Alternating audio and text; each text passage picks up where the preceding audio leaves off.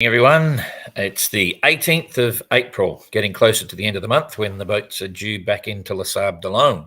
Bit of activity happening here, ready for that. So all kind of fun, beautiful day, sun shining, spring's arrived, all that sort of stuff. And the boats are doing some interesting things. So we'll have a look at that.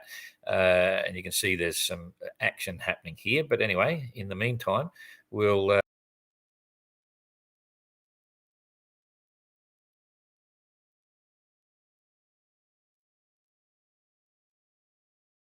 Okay, a few things going on. The first one is that you may have noticed. Hang on, close that. You may have noticed that Abolish's positions have been a bit erratic. We just noticed right now, even that the leaderboard issues are caused because Abolish is running out of power in his tracking system. That's the YB3I, which is like a hockey puck size thing that's stuck on the back of the boat. It's driven by the ship's electrical system. He's also got the YB3, that's the portable one, that Tapio took into the life raft and so on. He's got two of those. You can do tracking positions on that. But anyway, Abolish has had a power system problem and it's ongoing. And so yesterday he ran out of power on the tracker. So it means the boat's got no power. So he's going dark ship. So that's what's going on. That's why his tracker's intermittent. We just sent a message to his managers and stuff. We sorted that out this morning just to let them know. We're not concerned at all when someone goes off the tracker. It doesn't mean anything for us. It's just a glitch in the system for some reason. They've got 5 other methods of communicating with us if they're in trouble. So don't worry about that. And the other one is, of course, we had these really evocative pictures of Puffin as she was last seen. This was from one of the 3 other vessels that was diverted. Social media is an interesting thing. Once it gets out there, you can't stop it getting out there. But, we shared those photos up and we're happy to do that. And they're going crazy. The 4 shots are in the post underneath this, or a few down. Very emotional photos because of the context, but also the scenery, with the wind and the waves and all that sort of stuff. To me, I see this as a fitting tribute to Puffin. In the end, it's really quite a special opportunity, and I'm sure it'll be very emotional for Ian. It's emotional for a lot of us followers, even. But if it was me and it was my boat and I'd gone through something like that, I think at the end of the day, I would be happy to have these photos because it really is a final tribute to an amazing storm and all the emotions that Ian went through and the challenges he's had to face and, just trying to get rid of the rig and all that sort of stuff. Really amazing photos. It just sort of sums it up entirely. You may already know, I think we've mentioned a few different places that we don't have a position on Puffin anymore. That was a similar situation where the power on the tracker faded and disappeared. So we're not expecting it to come up again. We don't know what's happened to the boat. It may have sunk. It may still be drifting. Could turn up in months somewhere. We don't have absolutely no idea. So, but there'll be no further tracking on the boat, and that's another reality. So plenty of things going on there. Something that I'll just bring up again as well. Every one of the entrants had a little Citroen bear. These bears went around and they'll get auctioned off at the end. But Ian lost his bear. Of course, he was struggling to get off the boat at the last minute. It was all a mad rush. That was one of 2 reasons why he didn't scuttle the boat. Because he was just short of time, it was all happening and he wasn't expecting that ship to be there. So we lost our Citroen bear on Ian's boat, and it's the second one for the fleet. Tapio was a similar situation. So, but all the other entrants have got their Citroen bears. Citroen's our designated charity. It's all about motor neuron disease, Alzheimer's, dementia, Parkinson's disease. Awareness, we should talk. I should talk about more often. It's something that's close to me for lots of different reasons, and it's with aging populations and so on, it's becoming more and more prevalent. So anyway, back to the tracker now, and I get on here. I can get that happening. So we'll talk about this lot here shortly. But first of all, I'll explain the situation with the tracker. As you can see here now, Kirsten will have come across to her 8 o'clock position, and Abolish is now still holding at 6:54. His positions are coming up at random now. You may have seen there wasn't anything. It's 4 o'clock, and then there was something popped up late yesterday evening, and then this has just popped up this morning. So there's nothing we can do. We've sent a message to Abolish on his YB3, so he now knows that his signal is intermittent and he's lacking power. As the sun comes up today, hopefully you'll get a bit more energy in the battery, and we'll see more regular positions. But that was confusing or tricking the leaderboard.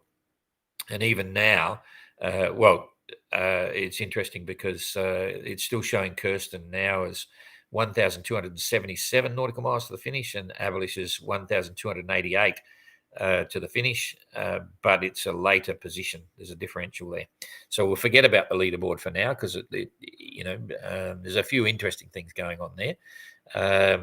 So Captain Goog, 2,607 nautical miles to go.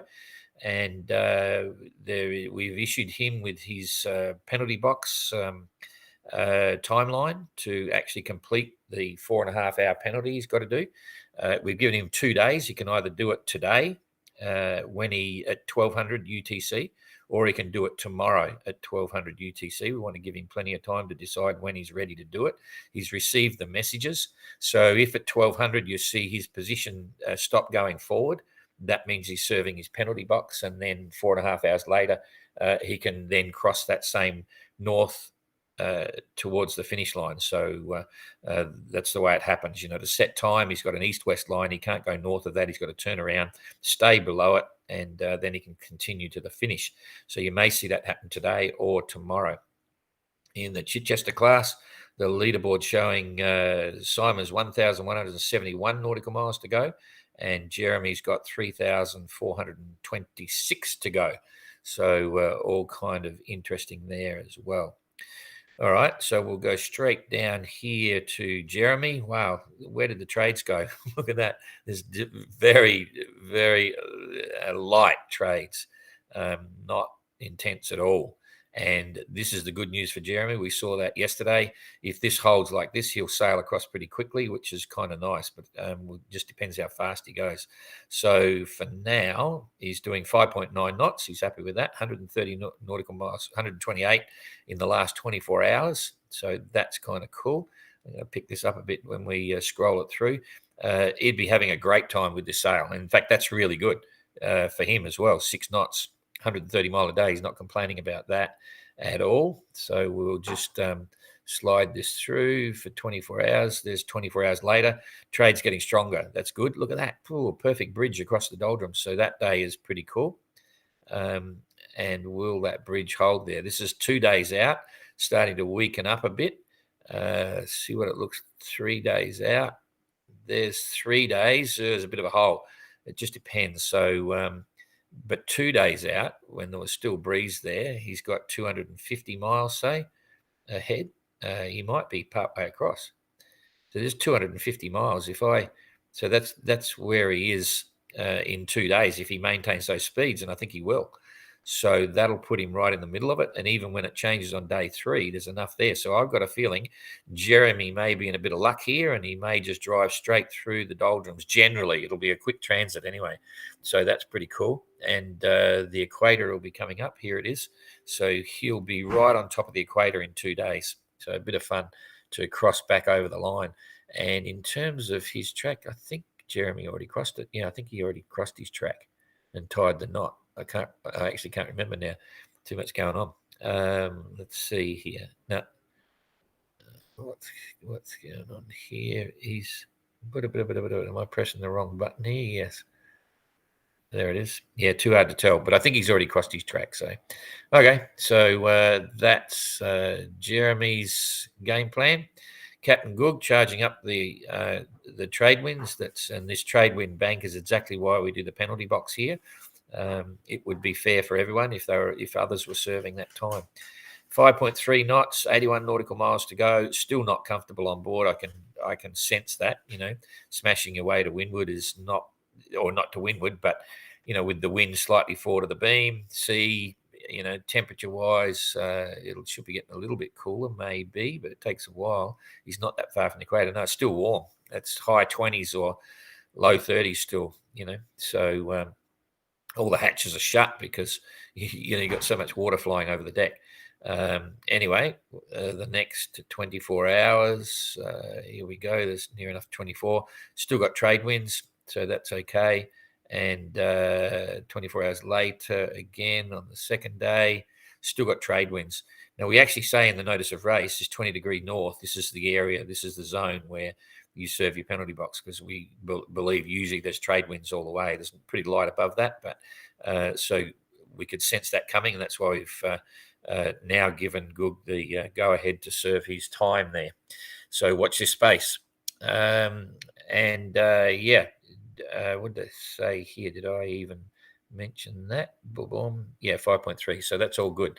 So Goog's looking okay, still in the trades, potentially boring sailing, but not nice boring sailing, because trades are meant to be, trade wind sailing. When people say that, it's beautiful trade wind sailing, and normally the trades are aft of the beam. But in this case, it's a known fact that you've got to struggle to get your way north to the Azores and the north and the Azores high.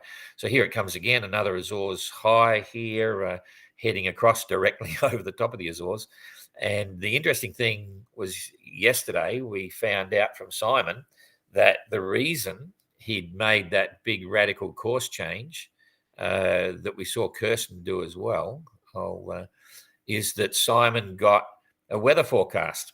And so that's why they turned all of a sudden and started to head out here into no man's land. It came from the Portuguese. And he just basically said he was joking on the SoundCloud yesterday. He said, I got, because he said, he altered course. I asked him, and he said, I got a forecast.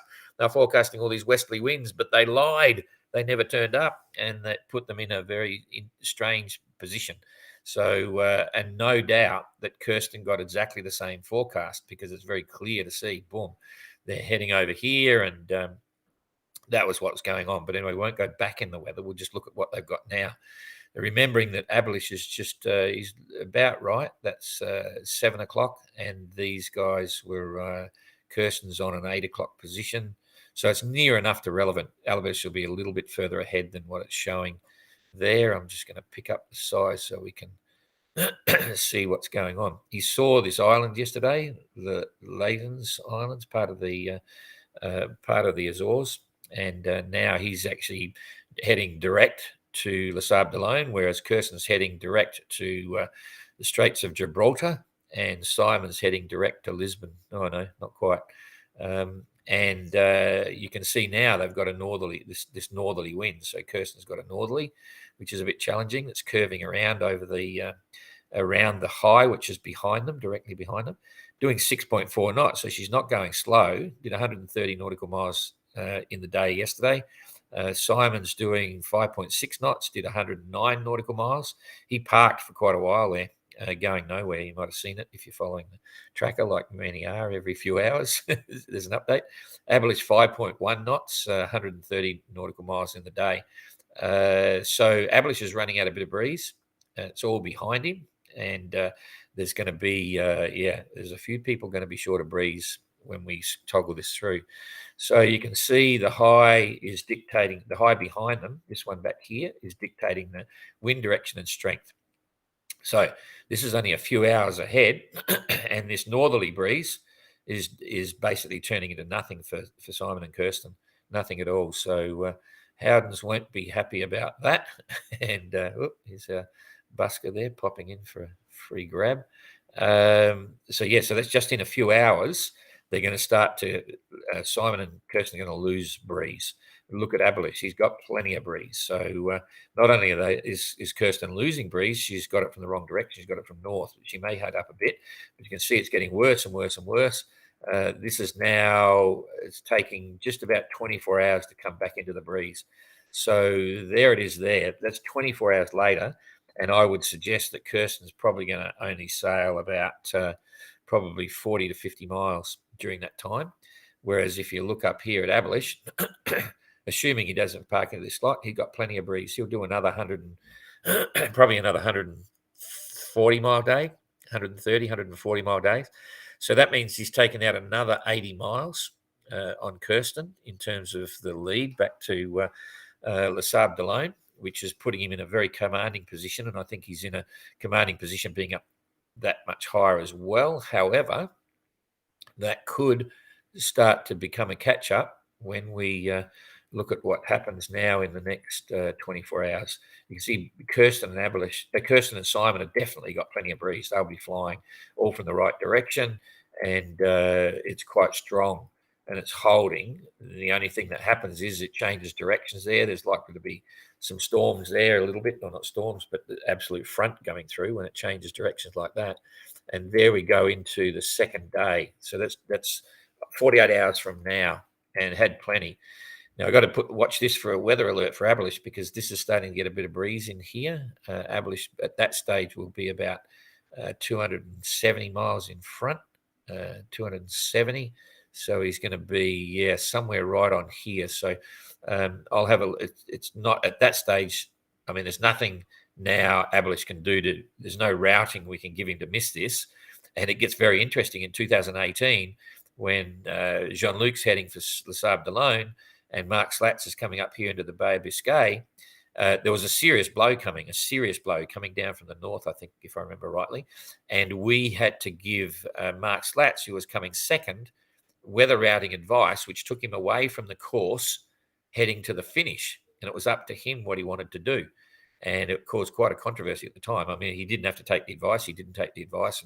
And then his manager was getting involved, blah, blah, blah. But when you get to these situations here, if you're heading to the finish, you don't like the idea of pulling away from the course. But at the moment, we can watch this and just see what happens as this system rolls through, because there's a fair bit of wind up here. This is getting very intense and tight, and it happens at this time of the year. So we'll see where it goes. So remembering Abolish now up here somewhere, Kirsten and Simon, they're sort of down a bit lower, so less impact.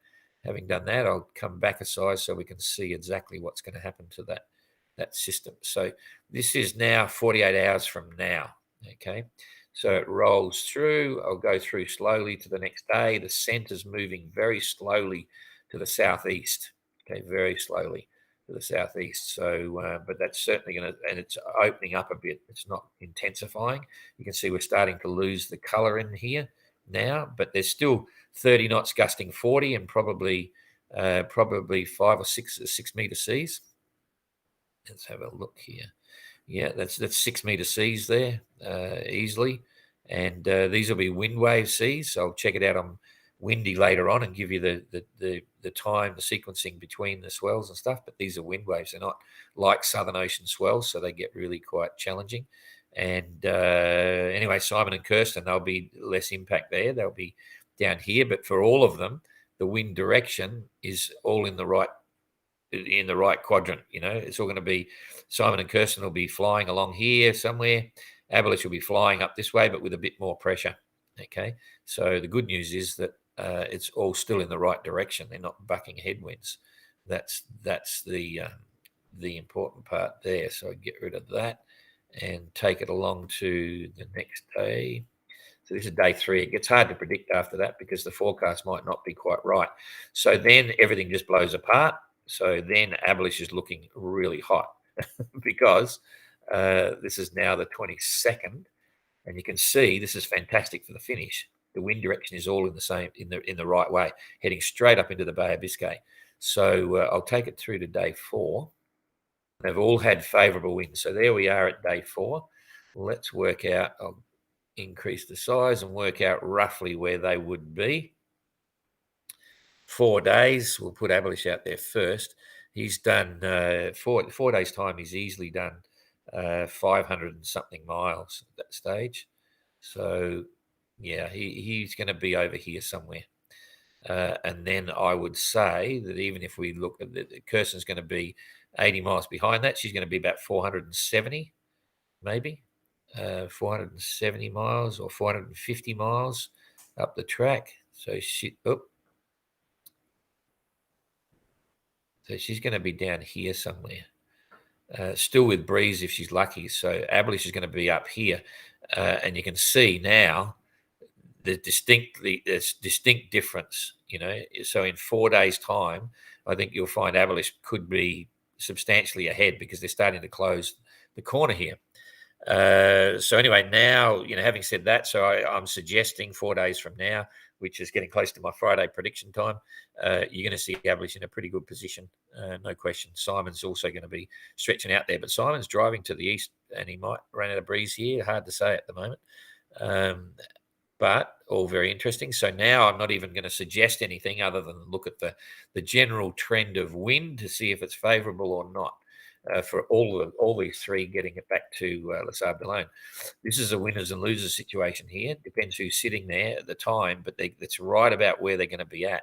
So day 5, they're going to slow right down. But coming through to day 6, okay, there's 6 days out. Look at this, fantastic. They've got a great breeze heading into the Bay of Biscay. So day 6 is there. Day 7, they've still got breeze pulling through. So 7, let's just look at the hypothetical. 7 days is going to be about 900 miles for Abolish, I reckon, around about there. So Abolish will be about there, and I'm predicting that Kirsten will be back here somewhere. Simon will be probably over here somewhere, something like that. Anyway, that's all still good breezes to make a fast time. So it's 25th, and at that stage, let's just hang on. I'll just give you a distance from the finish. If Abolish is there in 6 days' time, it's going to be about 370 miles to the finish. That's 3 slow days. That's 25th, 26th, 27th, 28th. So if it was like this breeze all the way in, he could get there by the 28th. But you can see here, even though the forecast is way too far ahead to be accurate, it's a general trend, and generally speaking, what's happening next, you can see it comes down and it's a light headwind or a crazy headwind. As you close the coast, you always get this coastal influence on the weather. It's not like ocean weather where it's only dealing with pressure systems and waves and so on. When you come into the Bay of Biscay, you've got the influence of what's going on along the coast. You've got the temperature of the land and all this sort of stuff. So it becomes very specific to this general area, and it's not quite relying on the pressure systems up the back here.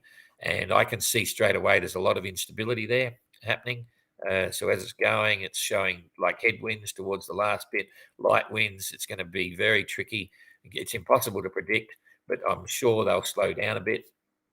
Interestingly, well, who knows? Yeah, it's just confusing. If you stay down low here, they could ride it all the way in and then go up into there. But the 26 is still, they're not close enough at that stage. They're still a couple of 100 miles away, and it's too far to predict. And it's just, you can see it's just moving around really quickly, doing all sorts. But generally, it's not bad. It's not as if they've got an established system that's got a week of headwinds. So generally, it looks pretty good. They may well be in by the 29th or the 30th. All part of the fun. I think that's all I've got to say. It's another long one, but some people are enjoying that, and I like having a look anyway. So when I find the right button to press here, we'll see you all tomorrow. Thanks for that.